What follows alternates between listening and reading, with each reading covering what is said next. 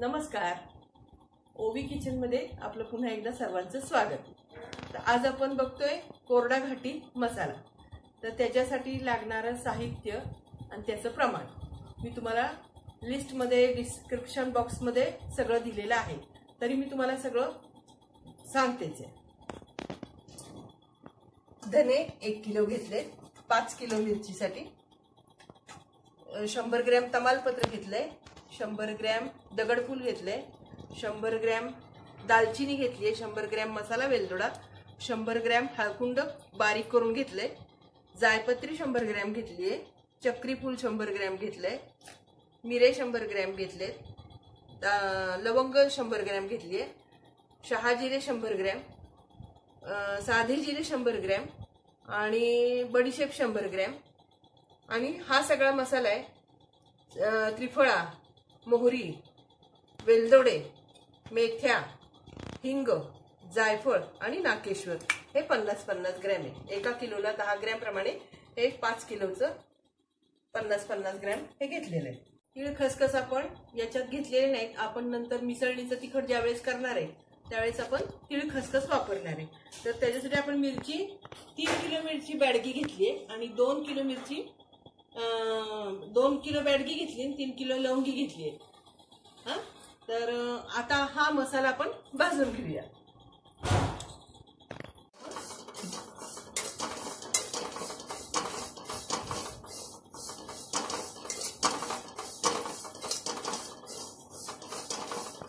झालेलं आहे. त्याचा इतका छान वास येतोय. आता आपण शहाजिरे भाजून घेणार आहे. लगेच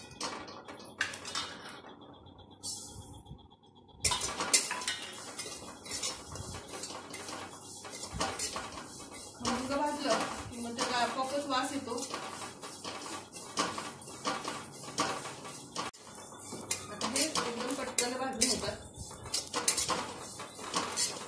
तडतडाचा आवाज यायला लागला की 2 मिनिटं भाजायचं, सगळे तडतडून द्यायचे आणि मग काढायचं. हाताने बघायचं जरा असं गरम झालंय का. कडक होतो ना, कडक झाला की कुटायला सोपा जातो. बडीशेप घालूया. हे सगळं निवडून घेतलेलं आहे. आता हे आपली बडीशेप पण भाजून झाली, त्याचा रंग पण छान बदलला आणि मोहरी घालून भाजून घेऊया.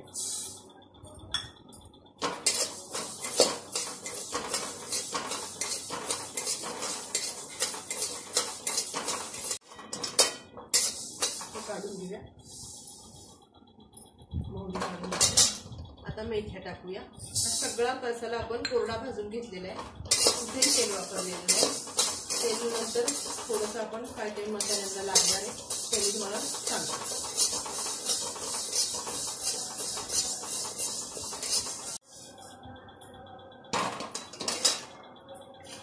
आपण त्रिफळा घालणार आहे.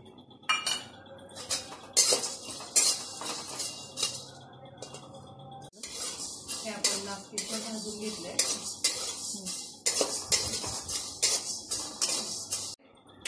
नाही अजून हा आपल्याला भाजायचा आहे ना, थोडासा हा भाजून घेऊया.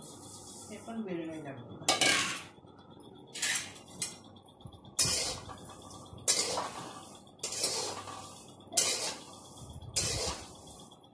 आपण दगडफूल टाकलेले आहे.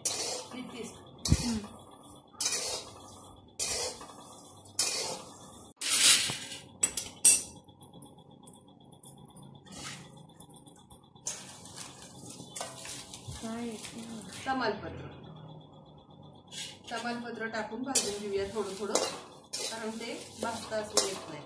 तसं गरमच करून घ्यावं लागतं.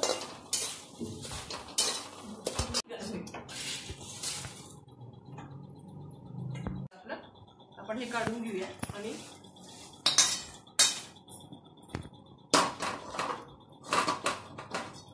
तळायचा मसाला आपल्याला आता घ्यायचा आहे. सगळा कोरडे मसाले आपले भाजून झालेले आहेत. धने आपण शेवटी भाजणार आहे. थोडंसं तेल घालायचं कढईमध्ये.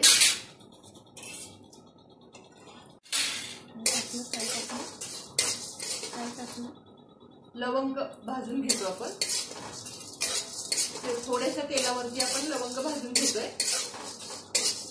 म्हणजे ते फुलतात ना लवंग, म्हणून मध्ये भाजून घ्यायचं चांगलं. झालेलं आहे, छान वास सुटलेला आहे त्याचा. आता हे आपण हे एकत्रच करायचे आपल्याला सगळं. थोड्या थोड्या तेलावरती आपण ते भाजून घेणार आहे सगळं. आता आपण मिरे घालतोय.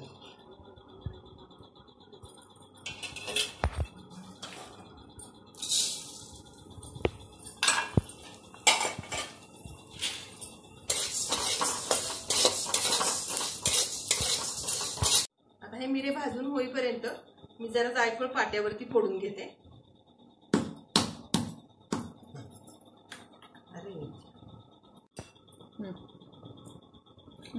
5 किलोला मी 3 जायफळ वापरली आहेत.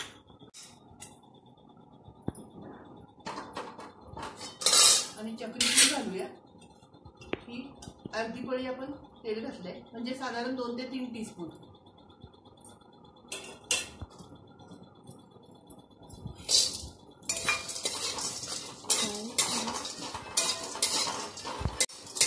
आता हे चक्री फूल आपलं भाजून झालेलं आहे. आपण हे काढून घेऊया. नंतर हा सगळा एकत्रच करायचा आहे आपल्याला. आता थोड्या जास्त तेलामध्ये आपल्याला तळून घ्यायचं आहे, त्यामुळं आपण 1 पळी तेल घालतोय. मसाला वेलदोडा आपण भाजून घेतो.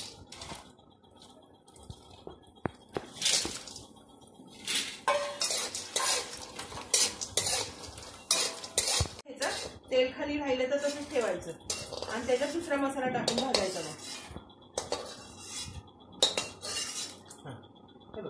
थोडंसं तेल घातलं ना, त्याच्यामध्ये मग आपण जायपत्री टाकायची, थोडं तेल टाकायचं, अर्धी पळी तेल टाकायचं, तो भाजून घ्यायचा. मग त्याच्यात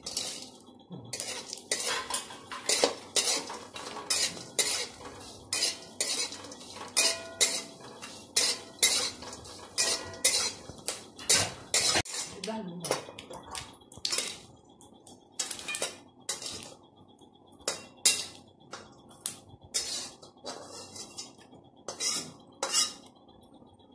याच्यात आपण आता थोडं तेल टाकू 1 पळी आणि थोडं थोडं करून हिंग तळून घेऊया. हिंग तळावं लागतं, हळकुंड तळावी लागते. साधारण 1.5 पळी तेल घालूया.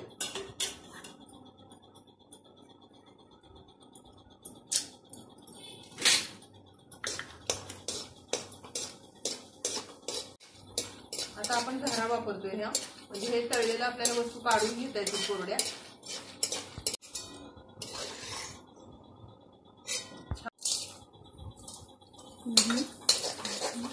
हिंग आहे, बारीक करून घेतलाय आपण तो,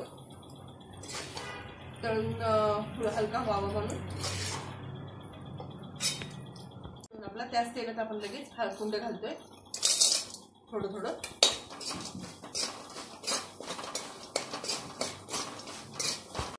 ती फुलती चांगली, हलकी होती आणि कुटायला पण सोपी जाते, म्हणून आपण तेल घालून ती तळतो. कारण आणि बारीक करून घेतो मूळ म्हणजे हळद.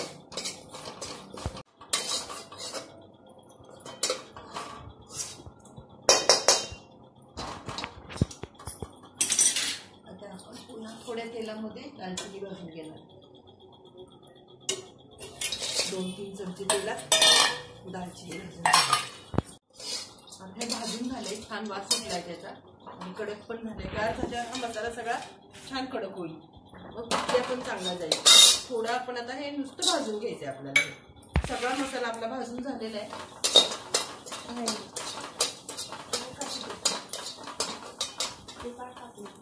जायफळ आहे, हे जायफळ आहे. थोडंसं आपण कडक होण्यासाठी भाजतोय, तसं नाही भाजलं तरी चालतं, पण टिकताना काय आपल्या पुण्या म्हणून आपण हे भाजून घेतो. धने आपल्याला कोरडेच भाजायचे, त्यामुळे आपण हे थोडे 2 बॅच मध्ये भाजून घेऊया.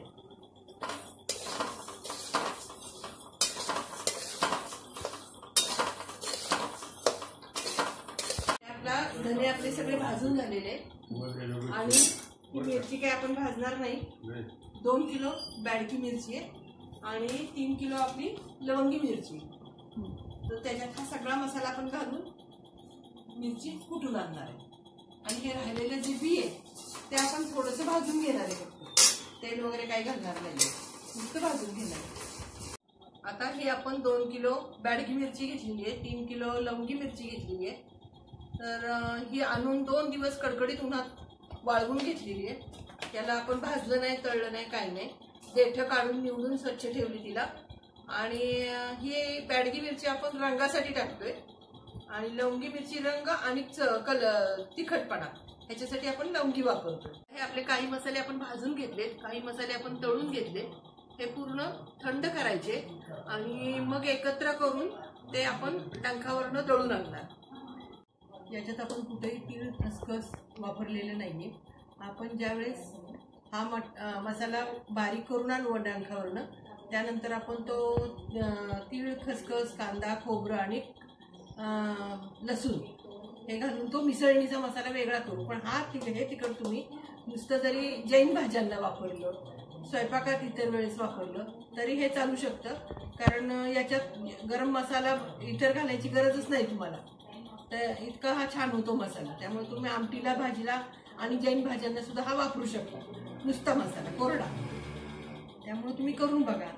हा आपला आता कुठून आणलेला मसाला तयार झालेला आहे. तर हा तुम्ही जैन भाज्यांना वापरू शकता, रोजच्या भाजी आमटी कुठल्याही याला उसळीला वापरू शकता.